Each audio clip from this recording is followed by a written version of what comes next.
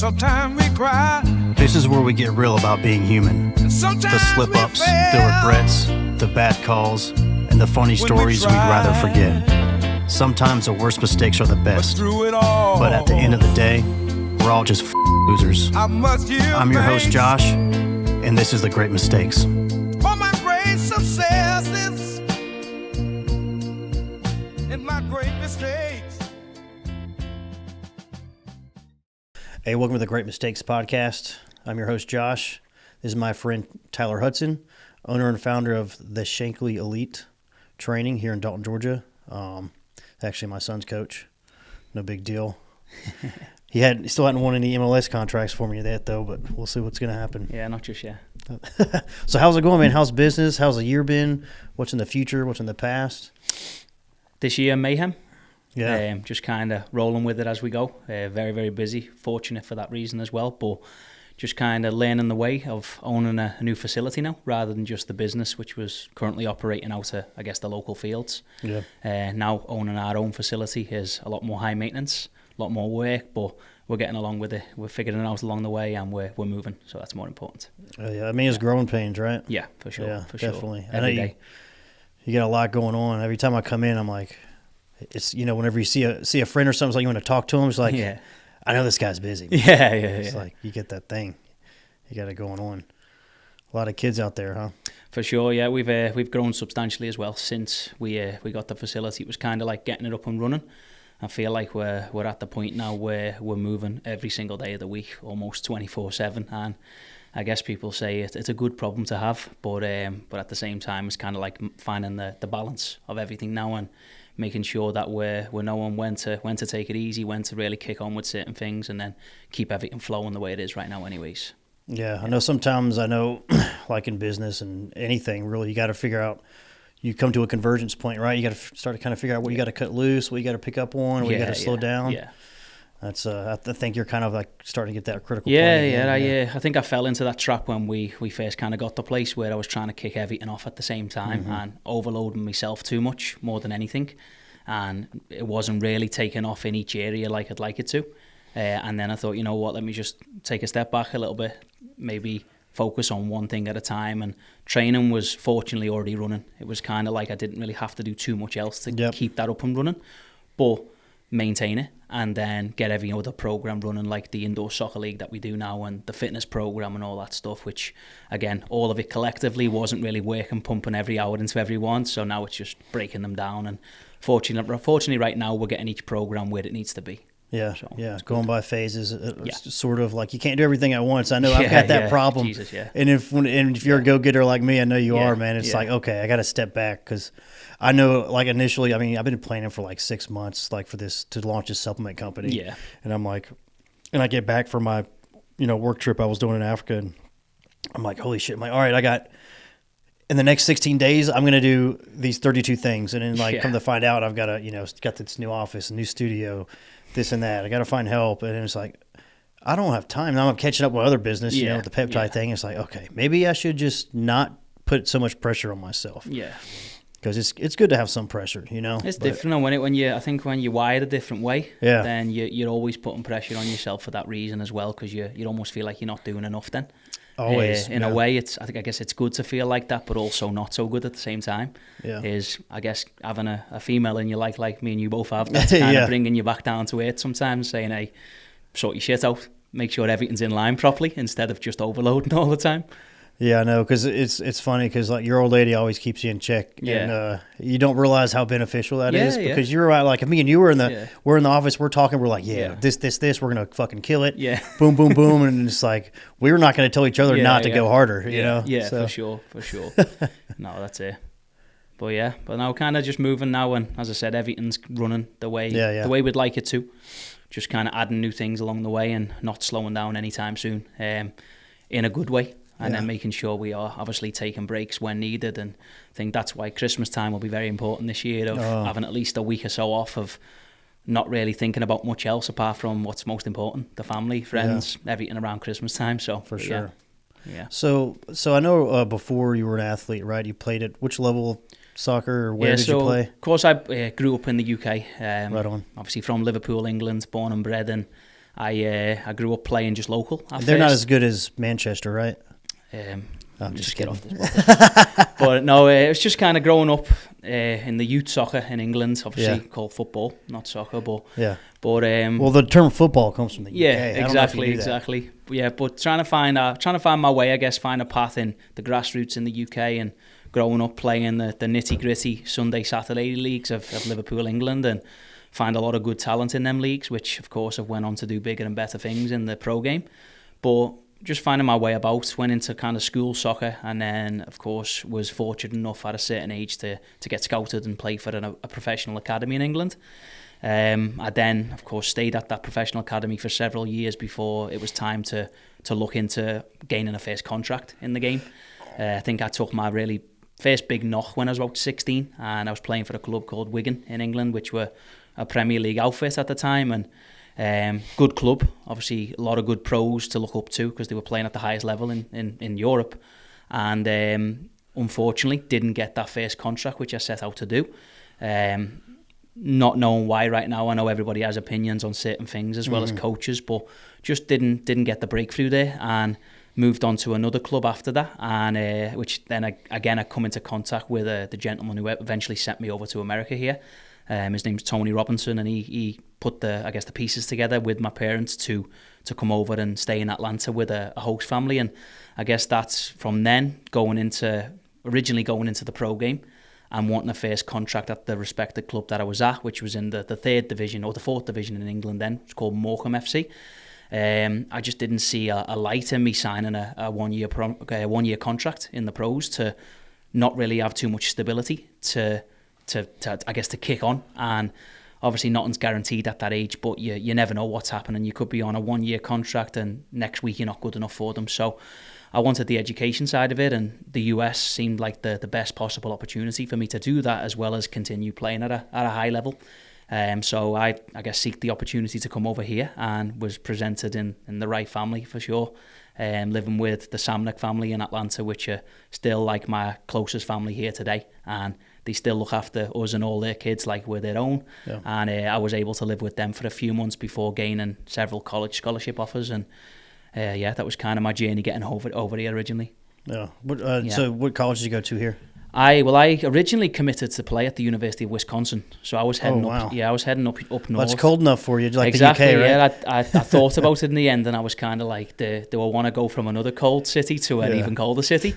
And a turn of events happened. I was short a grade, which still to this day don't know why I was short a grade in biology of all topics, and I actually graduated with a biology degree in college.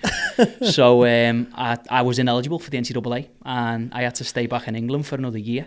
So I stayed home, worked several different jobs, which I absolutely disliked every single day going to. Yeah, working sucks. Exactly, and just kind of, exactly. Working something you hate sucks, doesn't it? So I did that every single day. It was kind of like my mum and my dad rolling me out of bed in the morning trying to get up because I just didn't want to go. Yeah. And stayed home for a year and took a night school class in biology for absolutely no reason whatsoever, because in the end I didn't even need it. So I ended up finding a contact through the Samnick family in Atlanta that found Dalton State College for me. Yeah. And I ended up committing and playing all 4 years at Dalton State. Yeah. So that's what kind of brought me to Dalton, Georgia. Dude, it's kind of a weird hub of talent here, right? Yeah. Where it is. Like I speak about this all the time when I tell people, they're like, "Oh, where are you?" I'm like, Dalton, Georgia. And I'm like, "What is that?" I'm like, first of all, it's the carpet capital of the world, right? Yeah. It's very important. and then soccer, right? It's like Soccer USA. It's like I know we're ranked like top 10 or something like that. Yeah. It's got an unbelievable amount of talent around here. Now it's just getting the discipline with the talent, I guess. And that's always been my view on it since I started coaching. There's lots of talent, especially within the Hispanic community, because it's their main sport. They live and breathe soccer. But it's the disciplinary levels now to have the mindset to go on to bigger and better things, not just local high school soccer, in my opinion. I think they do great doing that. But as you know yourself, high school is not the see-all and end-all of everything. Right. So it's kind of having the the inspiration, the aspirations to go bigger and higher. Oh yeah, with but you. also, I mean, you can have talent, but you got to have guided talent, right? Yeah, you for gotta sure, have proper, for sure. proper Yeah, training, and that's definitely. where you came in, because I've really watched you grow over the past few years. You know, Yeah. just taking my kid there, because obviously, I mean, I don't have the best athletic genes, but we're doing all right. So I'm like, I'll only take him to this guy. Hey, I It's beg like, to man, you differ. do- I think Nash is very athletic. Now we're learning him how to be controlled with the athleticism. Right so we're on. all right. Yeah, but yeah, I've watched you, man. Like, you're a great instructor, great coach. I watched you with all the other guys too. I'm like, and you coach pretty much all ages, right? Yeah, all ages from right through 3 years old to professional level players now, fortunately. So we're going every single age. Wow. Oh yeah, you've got a pro thing going now too. You got to do a Yeah, few of those. pro in the off seasons really, when they're out of season during the November to January months, I guess, with the US pro structure. Yeah. But yeah, very fortunate enough to have that kind of recognition now, enough to get the pro players wanting to come and train with us on a weekly or daily basis, and they're seeing the value of it as well, and Yeah. that makes me obviously feel happy with them seeing the value in what we're Oh, that's offering good. as well. So Yeah, you know, like I told, you know, I'd speak about like instruction and teaching and learning and being an athlete or Yeah. professional, whatever your craft is. And Yeah. I know a lot of people can be really good at a sport or a skill, Yeah. but being able to teach it and coach it is like two totally different things. Oh yeah, you yeah. know? I had that conversation with a parent a couple of weeks ago as well, and I guess a lot of pros do off-season training as well, and it's totally fine. I mean, I'd encourage them to, because they're not really, I guess, off-season training and coaching, so they maybe take on a few clients themselves. And we've had a good few pros work for us who play for the local professional teams in the area, and they've done well. But again, 99% of them are not going to be fantastic coaches, because they're current players and that's their priority, and that's okay. But again, I always say it doesn't mean to say because you're an absolutely phenomenal player that you're going to be a phenomenal coach. It's two different ball games, and there's obviously similarities, but I guess there's a difference between living and breathing the coaching side of it and the playing side of it. And I think that's what hindered my playing career, because I enjoyed coaching more and I got more of a thrill from coaching in the end. And I don't know whether that was because for whatever reason in between that I had mixed emotions with coaches that I played for, or I guess I got treated wrongly by coaches, and that's okay. You're going to get coaches all around that treat you different ways. That's part of life, not just sporting. Oh, yeah. But it's more or less, I guess it killed the side of the playing love for me. And I was like, you know what, I want to be a coach that's not like you and actually treats people the right way, and then go from there and see where I can take it. So, yeah. Well, I know, like, you know, coming up in any sport or any skill set you learn, like, you start to figure out, you know, to get good at something, sometimes you have to teach yourself. Yeah. And if there hasn't been someone there properly teaching you the right thing, Yeah. you figure out different ways to do that, right? Yeah, oh yeah, for sure. Yeah. I think if I was still an active player now, I'd be a lot better than when I actually played, because Yeah. I'd be teaching myself almost the right things to do. And I think that happened more or less when I got into coaching while I was still playing a little bit, is that I was doing things differently because I was coaching it more and I was seeing that side of it. I was like, well, I should have done this more often when I played. Yeah. I would have been a lot better. Well, you learn a lot more Yeah, too. yeah, Like, yeah. I know whenever I teach a class for anything, like, you know, like trauma medicine or whatever it is, like shooting Yeah. a gun, like I get better because you have to know how to communicate. Yeah, And you have to know that skill. Yeah, for sure. And if you can't communicate it, then they don't learn it. So you get better yourself in the process. Yeah, definitely. So- But I've said to a few people who are good friends of mine that do the same sort of stuff as me on a big scale. Yeah. Whether that be over here in the States or back in the UK, and I've got several other friends that do it in other countries as well. But I think the players that almost made it at the professional level, or at least held a career at the professional level, are better coaches than the ones who had a longer career. And I don't Yeah. mean, of course, in like a team coaching environment, because you get all your pro players who have had 20-year careers at the highest Yeah. level that are phenomenal coaches Well, and there's managers. certain stuff you learn there that you don't get anywhere else. Yeah, also, exactly. you That's know. what I mean. And that's the people who've been at the highest level, not just your lower level, lower tier professional level, which you maybe have a career in for 4 to 5 years and figure out it's not too feasible in the end, and was like, I need another career that's actually going to help me live a good life right now, rather than just paying my way to go out at the weekend or something.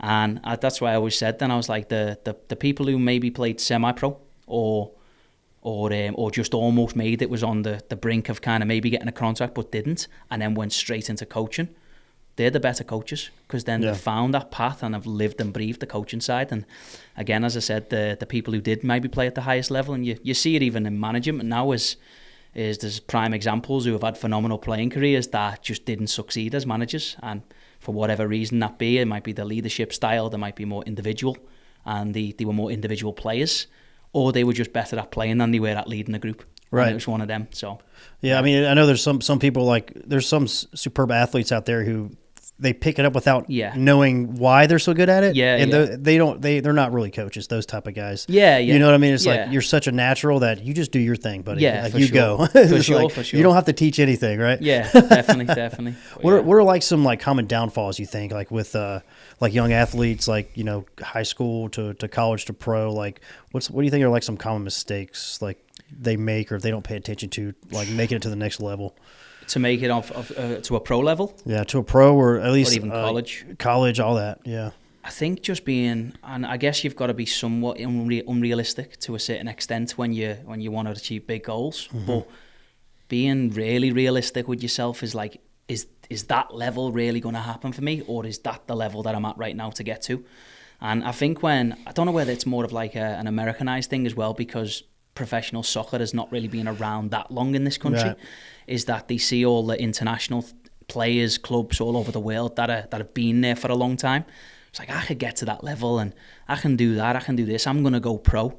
And you know how it is, it's that even less than 1% of people that go professional nowadays. And it's more or less being realistic with yourself and basically putting all your effort into the level that you're in right now, and then see if you can take it to a higher level. But then I think there's more disappointment when people don't get it, is almost being too delusional of, I'm going to be a pro player when you're barely making it on a certain team right now. Or I think in this country it's more or less everybody wants to be a Division 1 college soccer player or a Division 1 college athlete, when at best you're probably a Division 2, maybe NIA, which Dalton State is. Yeah, well, the thing with that is, you know, a lot of D1s, you got to start somewhere. Yeah, right? For sure. You may not be development-wise at a certain stage in your, you know, capability now, but you go to a D2, D3, whatever it is, you can get those skills better, get better coaching, resources, facilities, and then maybe you go the next level. Yeah, right? Take it in steps, right? For sure. I actually had a conversation with both current Dalton State coaches a couple of weeks back about that, and they're looking for players that can probably help them for 2 years, and then they can help them onto the next level. Yeah. But a lot of people, and again, Dalton State men's was national champions last year, sorry. So I think everybody's like, I want to play at that program now. Yeah, go road runners, right? But again, a couple of the coaches left, a load of the players left. Yeah. I guess went on to bigger schools and bigger opportunities, and that's fine. But then there's that kind of, I guess the Dalton State men's soccer now are the top one in the country. Let's be on it. Now it's a whole new program, and then they're not getting what they probably got last year. Mm-hmm. So it's kind of like, I don't want to go there for that reason now, or the women's side of it, I don't want to play at Dalton State because I want to leave my hometown. But really, it might be just a good stepping stone to maybe stay here if you don't have any other options. And then the coaches that are in place now, I think, are good people, good coaches that can help them off to the next levels. And as I said, it doesn't need to be, I'm going to be a Division 1 player, but sit on the bench for 4 years over there and not even play. And 99% of them just quit anyway and come back. Yeah. or just go to somewhere that's good for you, and then go and use it as a stepping stone. Right. It might not even be a stepping stone. It might be you find your feet there and spend all 4 years as a college athlete there. Yeah. And enjoy it. Which that's okay too. You know, a lot of the times, like, because if you look at sports in general, I know, like, you know, we have our kids in sports. Is you know, most parents, you know, that aren't too arrogant, put their kids in sports to teach them things, not to make them they're going to go to the NFL or the MLB. Definitely. That's, you know, maybe. Yeah. But, you know, you want to teach your kids structure, discipline, teamwork, you know, showing up, like putting out, you know, caring about others, like, you know, being able to take instruction, you know, teaching yourself how to learn. Yeah, definitely. And those are the important things, like, you know, athletes get that other people don't. Now, I've had tons and tons of parents over the past couple of years, at least, that I've known and said to myself, listen, my kid is not going to be a college soccer player, but we're bringing them for extra training so they can at least succeed a little bit in high school at least, or they can learn the right ways to do things and be in that environment of a positive environment that I always used to say, it's a pressure-free environment. Now, when we're getting higher level players in, we don't want to make it so pressure-free, because then it's not realistic to them playing in a game or being under a pressureful environment that they're going to at a club. Adding a little bit of pressure to it so they're able to handle it. And again, that's not where it's all rainbows and butterflies when they train with us or train with somebody else, and then they go off to a team where it's not. And then they're like, how do I react to this now? How am I going to cope? And it's sad to say, a lot of them cope by just going, throw in the towel, I'm done. I'm coming back, I'm living back in my hometown. And I've seen loads of my athletes who've trained with us over the years that have done that. And I don't know why. It's maybe the mentality of not being able to stick things out and being a little bit more resilient than they thought originally. Or just maybe people in their ears like, if it doesn't work out, just sack it off, leave it. Just go back. And sometimes it's okay to go through, as you know, no pun intended, go through the trenches a little bit and figure it out, why this isn't working and what can I do to make it work a little bit better. Yeah, we'll still take it on the face, though. You can't just throw the towel in, right? Yeah, for sure. Take it on the face. For sure. Man, I know, I do know one thing, like I like coming to your facility just because of like, you can really, you do feel it in the air. Like, you guys got it going on, you maintain, like you maintain the time, you maintain the drills. If there's a break, it's intended. No one's lazy. Yeah, and you've got good staff there too. Like all the guys that you got working for you seem to do a pretty damn good job too. Yeah, for sure. They're really coming up now where they're seeing the value of, even being a coach. And I think several years ago, not many people thought this sort of, job was a full-time job. And I've had it myself when I first started Shankly Elite. I had several people tell me, do you want to come and work for our academy, or do you want to go and work for that club, or do you want to help out with the college as well? Because you're not going to really have that many kids when like the fall's in, where kids are in season, or when it's in the busier time of year for the high schools around here in the spring, and you might not make as much on the business side, or you just might not have enough hours. I was like, I'm going to make this work where it's a full-time thing, and then turn it into a full-time career, and seeing the value of it that much, and then make others see the value where they're coming religiously and they're seeing that, okay, my son or daughter's getting a lot better from this, whether it's weekly, every 2 weeks. We have people coming 4 or 5 days a week right now, which is obviously great to see on my end, as well as them seeing the development of themselves doing it that much. Yeah, well, I mean, it's contagious, because honestly, like you and, is it Dean? Dean Haynes, he still works with you. Yeah. I mean, when I came this past summer with my son and watched you guys, I'm like, man, I like the way these guys conduct business. I like the way they teach, and it's like, it's something that's really contagious. And whenever parents see that, they're going to want to bring them back. It's going to be something they want to be a part of. Yeah. I had a parent say, if this was actually last summer when Dean was with us in the summer for the speed program that we do, and love it. They said, how did you guys just do that? And I was like, what, like the session? He was like, no, you just switched probably 45 kids between each other and didn't even say a word to each other for an hour and a half. And I was like, that's what happens when you're on the same page as somebody else that knows what they're doing, and you don't even need to talk. It's just a thumbs up and take over, see you later. It's one of them. But probably my mother FaceTime me right now, but I'll get back to it in a little bit. We speak every day, me and my mum, and my dad, of course, back in the UK. So good. How they doing? Good, just kind of trotting along, just kind of a little bit mixed emotions this year because I won't really get to see them at Christmas, which is more or less the way I either go home, or past couple of years they've been over here for Christmas, and I'll be heading back home in January at some point anyways, just for a week or so to see them. So I guess that will be the make-up time then, and then eventually take the kids over to see them and meet the rest of the family as well. Have the kids been over there? Not as of yet, no. I think Olivia's too much of a menace right now to my daughter to go on a plane. Oh yeah, but there's a certain age for that age. So but eventually we'll all go and make a trip out of it, and hopefully they can experience where the dad grew up and see the side of that side of the world as well. Yeah, the cuisine, the excellent cuisine, right? That's it. Multiple in Liverpool. We have a good mashy cuisine, peas, something like that. Yeah, you've had your fair experience of it. No, actually, my favorite place is kind of funny. A guy I know from the UK. My favorite place to eat in New York City it's called the Dead Rabbit. Yeah. And I go there every time I'm in New York City, and they have the best fish and chips. Okay. There we go. And it's this sick ass little bar in South Manhattan. Yeah. Anyways. So believe it or not, and I don't know whether it's still on the rankings, and I'm presuming it is because it's always up there. It's been going for 80 plus years, I think. The best fishing, or the rated best fish and chip shop in we call it a chippy in Liverpool. Yeah. But the rated the best one, I think, in the whole of UK at one point was back to back with my house. It's called Burns's Chippy, and it's been going for years and years. Family owned, fantastic people, lines out the door every single day. They're that busy they don't open on the weekend. Wow. Yeah, and that's busy time of year for fast food probably to Yeah, people to go yeah, and that's get good. their takeouts, and they do not have to open on the weekends, so it just shows you how I'll well have they to do. stop by and grab a T-shirt Yeah, or yeah, something. get in. I'll get you one when I go home. Hell yeah. We'll get a photo outside of there or something. Everybody, that's my thing too. Like a T-shirt. Like I got a lot of buddies from different countries, and Yeah. I like might do a favor for them or send them something. Like, oh, I use some money for. I'm like, no. Just get me a shirt or something from Yeah, like your yeah, favorite yeah. place, your Yeah. favorite pub or whatever it is. No, it's good. It's good to have. You always have some nostalgia or some Yeah. sort of, I guess, culture with that stuff as well, and it goes a long way.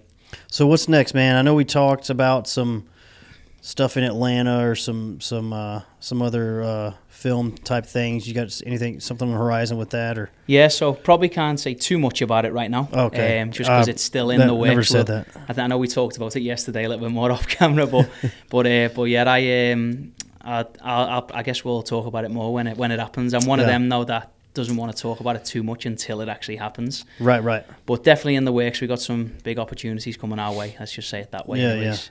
Well, the good thing is like people have recognized what I've recognized in you, Yeah. and that's kind of like put your name out there at least, right? Yeah, And it kinda, definitely. which is good. No, it's definitely somewhere where, I mean, even 3.5 years into running this business, I didn't think, obviously I had goals and set goals for myself, but we've exceeded a lot of them. Some of them didn't work so well. Of course, that's what, as you know, comes with running a business. Yeah. And but yeah, some of them just popped up out of nowhere, which I was like, how on earth did that happen? Why did they contact us, or why are we in contact with these people for that reason? And again, I guess a lot of people have said it happens when you try and do well and try and do good in people. And the thing is, like, people want to invest in good people, and they want to invest in someone that's because you have the business, but it's who's behind the business or who's in front of the business, right? Yeah. And I mean, I know for me, like I reach out to people and talk to people about like the podcast or something, and it's like, if they like you, they'll go do it, I guess, like, and it's just really kind of what it comes down to. No, that's it. Yeah. Because everybody's got a podcast or everybody's got a whatever business or Yeah, this and for that. sure. But I think there's a personality involved in everything you do, right? Yeah, definitely. But as I said, it's more or less like me and you. I was like, a couple of years ago, we didn't know each other. Yeah. We barely even knew each other the past year or so. But Right. again, it's like kind of, you'd always know from a distance who's kind of like you. Yep. And I've sensed that in yourself as well, even beyond the side of the field with your son or whatever. It's like, how you doing? You all right? And it's that kind of little bit of conversation that you're like, I like that guy. I mean, he's all right, him, and I think he's like me a little bit, just a bit of a lunatic, but knows how to deal with things somewhat anyway. A little bit. Yeah, a lot of a Why are you lunatic. shaking your head, eh? Yeah. No, man. Yeah, but so what are like some we call this a Great Mistakes podcast. So what are like some things that, and I call it Great Mistakes because it's like what have you done wrong that you've learned from that made you better at what you're doing now? Like, are there any lessons you've kind of had to learn along the way that, man, I really fucked that up, and I'm glad I did because I learned this from it, Yeah, I think, every day, learning new things, getting told constantly, slow down, think about things a little bit instead of just jumping into stuff. And I think more or less again, like we talked about before, I've overloaded myself too much in certain times where I've been too hectic, too much going on. I'm like, geez, how do I manage that right now? I'm going to get back to this person. I think we spoke about this yesterday about replying to texts when they come through your phone straight away. And more or less, sometimes it's like, I've got to reply right now, otherwise I'll forget, or this person won't be around that long. And I think that's really a bit of a mistake on my side, is that sometimes it's a weekend and it's a Sunday night and I have texts from customers or clients and, hey, can we do this week? Can we do this? And I've been told by my fiance, I say, calm down, you don't need your phone out right now.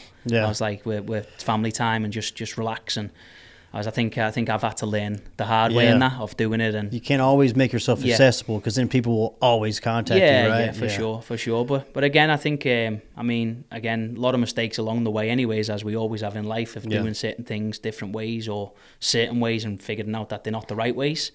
And then, especially in business, is more, I didn't have no business experience when I started the business. I just jumped into it really and was like, all right, I know how to coach a little bit.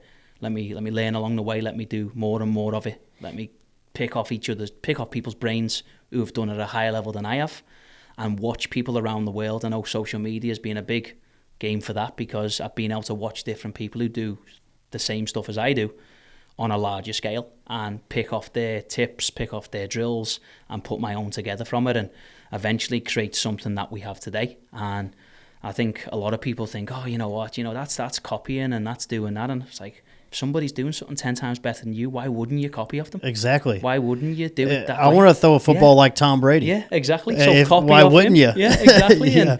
And do it better as well. Yeah, because exactly. again, it's more or less you can't be exactly like that person, but there's another side then which you might have that they don't have.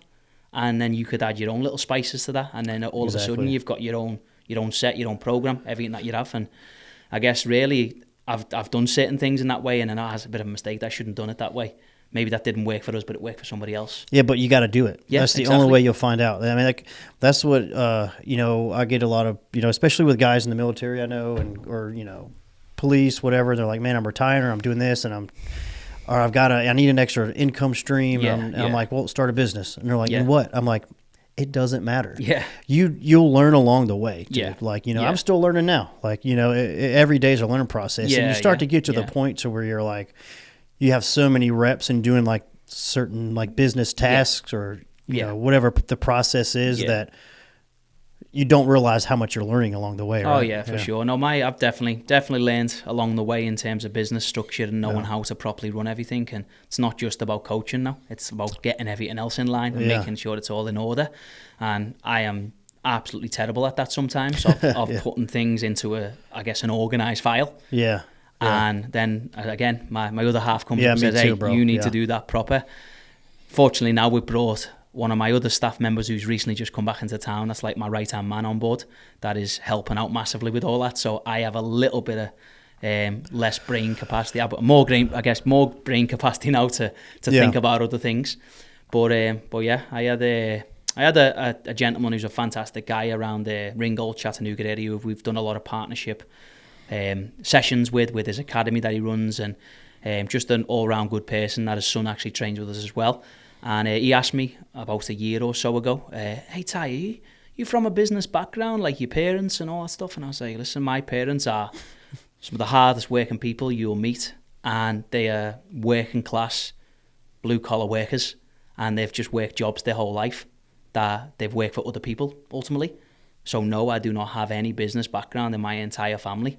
And they were like, well, how do you know how to do it? Why do you do that? And I was like, figuring it out. Yeah. Learning along the way. Well, you got to take a leap, man. You got to take a risk. Yeah. That's what all business is. Like, you got to say, screw it. Am I going to starve to death if I do this? Probably not. Yeah. So let's go. Yeah, exactly. Right? Exactly. It's just that little bit of, not even a leap of faith, just jumping into it and giving it everything. Yeah, well, good thing is we live in America, so it's a little easier to do than most places. Yeah, you know? for sure. No, it definitely is the land of opportunity. Yeah. And I think that's what really drove me to come over here as well, is not just obviously because I didn't think I'd ever run a business over here. It was more or less I come to go into college, get a degree, and ultimately, like every soccer player from Europe or whoever comes over here, from Brazil, all that stuff, and they come over to think they're going from college into the pros. It just doesn't work that way. Yeah, well, what's your backup plan? That's what I mean, the backup plan, and that's what I said before. I think I enjoyed the kind of coaching side of it more than I did playing.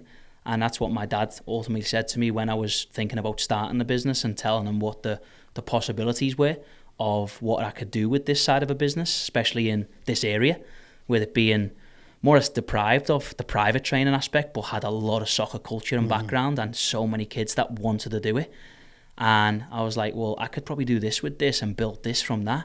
It's like, do it then. What's gonna make you a living being a player on $200-300 a week that most of these pros around here get, or being a coach and making your own business and being absolutely relentless with the business and making sure it goes above and beyond. Yeah, and it's because there's a difference, man. Speaking of like above and beyond, like I'm starting to realize, the difference between having a business that runs and having a successful business. Yeah. Oh yeah. And there's a differentiation in that because I know I realize like when I do that extra step, you start to see the money come. Yeah. Yeah. And if you just like cruise control it, you're like, because you're like, oh, it's doing fine, I'm making money. It doesn't go to the next step. Yeah. And it's all about you. It's all about you, man. You got to put that gas on the pedal. No, I think it's very exciting as well because, again, running your own business, there's no ceiling. Exactly. You can think of new things as every much as day. you put into it is as much as you're going to get out. Yeah, exactly. And I've learned that along the last few years of like, okay, well, that program didn't really work as well. Let's do another version of that, or let's do this certain thing, and let's see if this works, and okay, that worked, let's do that again and again and again. And then it's just kind of stacking up then where we're doing it more often, people are asking for it more, and that's when you know the real value behind certain programs and all that stuff. And again, that's what we're trying to get at the facility now, with several different things going, as well as my fiance doing Pilates classes over there, and that's absolutely booming. She's doing a fantastic job with that, and it just adds more value to what we have inside of there. We have the Sherman Hauser who runs his Magnolia massage therapy in there, which he's got customers coming in and out every single day, and again does a fantastic job. And he's wired like me and you. He's non-stop trying to do more and more, trying to do better, bigger and better things. And I think that's why it's kind of refusing to settle. You got to get you a TikTok couch though. Yeah, that's essential to a successful businessman. Yeah, that's it. I had to use that thing the other day, man. Crash and burn, baby. Back at it. So, what are some things like? Do you get a lot of feedback from like the kids' parents you coach, or like what are some good like tidbits about like what's the best? Let's say for a parent that's got a student athlete or a child athlete, like. Did you start to figure out some things that you didn't know as an athlete that you know now for kids? Or in terms of the coaching side? Yeah, well, just like what like me as a parent, like what are some things that I should know about like handing over the reins to a coach or being involved however amount based on my background or whoever the parent is, right? Yeah, I guess I think I've dealt with that many parents over the past few years that had different opinions and different ways of doing things, and it almost reminded me why I'm not a club coach and dealing with that side of it all the time. But I think more parents come to us, wouldn't say just me, because it's several of our coaches now that they come to and have good relationship with and talk to, from kids having relationships with the coaches to parents having that as well, is that I guess it goes three ways. Give me a second. I guess it goes three ways, and obviously they're investing in the kid, obviously the coach. Now the parents seeing that side of it as well. So then I guess they feel more comfortable. So then they're giving us all their issues and problems from their academies. Now I've got to do this. Now he's got to do that. Now she's got to work on this. And then after a while, you're like, okay, well, let's build them for dealing with them problems themselves, instead of us just telling them, oh, you can do that here. But then what happens when they go back to the coach that's not treating them as well? Yeah. Can they deal with that then? And I think that's why I really introduced the mindset side of our program as well, is teaching not even just kids, but teaching the parents the side of it as well, of how to really approach certain situations. So I know my parents obviously were very frustrated with me growing up, not necessarily me myself, but coaches that I played for that maybe didn't treat me the best for whatever reason. And sometimes it might have been my own fault of reasons of that I didn't do certain things on the field that they were expecting, or it was just something that my face didn't fit sometimes. Yeah. And not once did my mum and dad, and it might have been an occasion where it had to be said, but not once did my mum and dad complain to anybody. Not once did I really complain. It was like, Ty, get on with it. Yeah. Crack on, do something better then. Prove to them why you should be playing. Yeah. Prove to them in a different way. I know there's one thing I try not to do is, a parent shouldn't tell their kid, even if it's a shitty coach. Yeah. You shouldn't teach them to argue or be combative with your coach. Yeah. Because then they won't recognize a good one, and then when a good one tells you to do something a certain way, they might not listen, right? Yeah, exactly. Yeah. It's like preparing them, like you said before, not just for being pros, because 99.9% of them aren't going to be that. Yep. And it's them preparing them then for later life, how are they going to treat a boss that doesn't, if they do have a boss. Yep. At some point in life, you're going to have someone that you work for. Probably not business owners right from the get-go. So it's more or less, how do you treat your boss when he's not doing things that you like? Yeah. Do you just react and retaliate in a negative way? Anyone that you may be mentoring with or whatever, like you gotta understand how respect works, right? And who you should listen to and when and how and I know I try not to intervene when it comes to any coaching. Sometimes there's kind of a degree, like when you take your kid to like, rec league, rando, and there's just a guy that works at Burger King coaching the team. You know what I mean? Like sometimes I like to pull them aside, like, "Hey, do it this way." Yeah, for sure. No, that's it. There's times and places to, I guess, for certain things to be said, and I think when you more or less invest in your kid, I know a lot of the clubs around here, there's very few of them that, I think it's the American side of it, and I might sound a little bit kind of, I wouldn't say delusional, but the other side of going back on my word saying this, because I run a business for profit that is a coaching business, but I don't really think professional clubs in the States should be charging kids to play for them. Like, it should be from the professional level up downwards that Yeah. funds the club. Right. And I think because there's a lot less money at the lower end clubs in America that they Yeah. can't afford to do that. But in England, even at the semi-professional clubs, you don't pay to play over Right, there. the kids just go, right? Yeah, you just go, you play. And if you're good, you can get signed on as, exactly. as a And kid, right? believe you me, if you're not good enough, they tell you. Yeah. And they will just go, see you later. And here's the thing, that's what kind of makes a difference between a paid club and a non, right? Yeah. Like if your kids can afford to go there, they might not tell them they suck. Yeah, right? exactly. And they don't want to lose that money. That's what I mean. Yeah. And that is probably 95% of the time that happens like that. Yeah. And it's the truth is that they just see the dollar sign. It's like, oh, we'll get that kid in there Because regardless. they're not coaching, they're catering to a customer. Yeah, let's put them on the red team, the blue team, the black team instead of just like that one team that they're actually good enough to be on. And again, if that academy's not for them, then they can go somewhere else. But I think there needs to be more of that in the States, of tiers of clubs that you can go and play for, that caters for all types of athletes at all levels, rather than just, do you have X amount in the bank and you pay our fees, okay, you're in. And again, as I said, it might be against my own words saying that because I charge for training, but that's why we have things in place for Shankly Elite that we can offer free training if we needed to. We have sponsors that help with that. And I come from a very good background in my family that I grew up in, but I didn't have tons of money. I asked my dad a few years ago, would you ever paid for a private trainer for me? He's like, no, not a chance. He just went in the street, kicked the ball against the wall. And I did. I went to the park with my friends. I went to the street and it was kind of like, no, I wouldn't have paid that. No chance. It was obviously wasn't about back then, especially in the UK. I didn't even know what a private lesson was when I first started doing it almost. So I was kind of like, all right, well, what if you would have done that? And maybe I would have been with a coach back then. I might not have been coaching now. Might have been in the game still playing. But again, everything happens for that reason. And it's kind of like that side of it then where I didn't see just the money value of starting something like this. It's like, okay, if you cannot pay to come and train, you're coming anyway. Do you know what I mean? It's not like it's a barrier in the way of like, sorry, you can't come through this door. Yes, we have to be cautious of that now because now we've got a massive overhead in having a facility that we can't just let everybody come in for free. Yeah. We need to pay the bills somehow. But there's times and places where you're like, okay, we can do that now. We've had a really good month, a really good week. Let's bring a few extra kids and give them access to training. That's where the passion comes from, you know, because I know the most successful people in whatever their business is or whatever they do are people who usually they start doing that not for the money specifically, but because they have an interest or a passion for it, or they want to help people or teach or whatever it may be, you know. Yeah. And that changes things because once you know, if you say, then you don't treat it as a job every day, right? It's something that you love to do. Yeah. And then you also give back. Yeah, you know? definitely.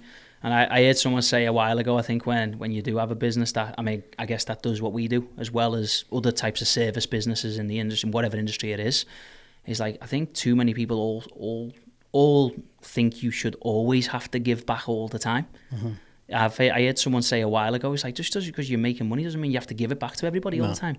Well, it's not an expectation. Free shit's never. No, exactly. Shouldn't be an expectation all the time. But when you get to a certain point and you feel like I'm able to now, then yes, do it. I encourage it all the time. That's why I guess we try and do as much as we can around. And it feels good, man. Yeah, it does, and people see the value of that as well. And as we said before, that I think when you do that sort of thing more often, people see that you're doing it, or even yourself. It's kind of like, okay, I've done that now. Now I can probably do it a little bit more when I'm able to.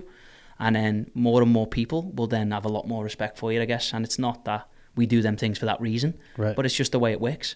And it's I guess it's just one of them. Well, that's like I said, you invest in the person, right? Yeah. So what's next? Like, what are some things like you're looking forward to here in the near future, or like your expansion? How's that look? Looking forward to a break. Yeah. No, do you know what? I'd probably have a break for 2 days and want to get straight back into it. Yeah. So like most do, are just kind of always on the move. But yeah, I think obviously is getting the place where it really needs to be, and it's doing well right now. But I guess you have higher expectations, and it needs to be doing even better, or certain things need to happen within the place, and that's it. All the businesses now, and fortunate enough to have a few businesses running now that are doing good for itself. And there's going to be times, and I fully know that it might take a little bit of a dip, and then we've got to do something else to get it back up. Especially now learning how to manage an actual facility rather than just owning the business that goes at X, Y, and Z fields. and kind of just moving forward with what we have right now, making sure it's steady, making sure we can. I said to one of our coaches the other day, our goal is really, yes, to be in this place for years on end and make sure it's one of them, and we called it the performance hub for a reason, because we want it to be, yes, it's obviously a lot of performance style things going on in there with the gym, different types of fitness classes, training, indoor soccer leagues, but the hub factor of being a hub for this whole community to come to. And I spoke to one of our pro players about that today. I said, he even said himself, he's like, oh, I love coming here already, because I just get that feel when I'm in here that it's time to get down and train hard, but I just get such a positive feeling being in here as an athlete and as a person coming in. Everybody's friendly. You're obviously you're very down to earth coming across. It's not like it's dead stern coaching. We can have a normal conversation as well as we can have a more serious conversation. That's valuable. Yeah, but just turning the place into that side of thing where everybody around here can have access to it, like we do now with all these birthday parties. I think I'm going to be a party planner soon with the birthday parties in the place. But again, it's that people see the value in that side of it now, and everybody's getting a chance to experience it by coming to people's parties and enjoying the whole place like we do. But ultimately, the goal is not to be in that facility for that long. It's to grow, I guess, that big that we can outgrow the place, and eventually be in a good enough place to open a brand new place and get our own set in stone, what the way we like it, the set of the building, and go from there. Are you looking at any other sports or different types of... I met with a guy a couple of weeks ago about adding some baseball things in there already. Oh, nice. And that's inside and outside, and I think that will happen more or less maybe after Christmas now. But again, that's where other sports inside of parents are seeing that side of it now. Okay, nobody's really had, I guess, a facility. They've had facilities around here, but or maybe the scale in soccer, the size of it, the way it's laid out, maybe it didn't look like other facilities that have been here in the past. So they're like, oh yeah, that's so open. We could do a lot of things in there. I was like, and we can't get access to this place now. This place closed down. So if you're okay with it, we'd like to come over to you. And again, you meet different types of people then. You meet different types of cultures from different sporting backgrounds. And that's what we wanted to turn into. Yes, it's going to be always soccer. Yeah. But then we can add them little things in between that can give other kids the access to come in and do different types of sports. Well, let me know whenever you want to open an indoor range. Yeah. Oh, yeah. Okay. Yeah. Well, outside we've got that place. We can do it out there. Yeah. I might get a few complaints from the neighbours, but we'll be all right. Nice, man. I think we're getting short on time here, but man, I appreciate you coming out and doing the pod. Oh, and sure. I look forward to your growth and success, man. And just my number, so. Yes, sir. I'm sure we'll be seeing each other more than often, more than often every day. Right so, but yeah, thank you very much. Yeah, appreciate man. it as always. Sure. Yeah, appreciate it, boss. Yeah, thank you.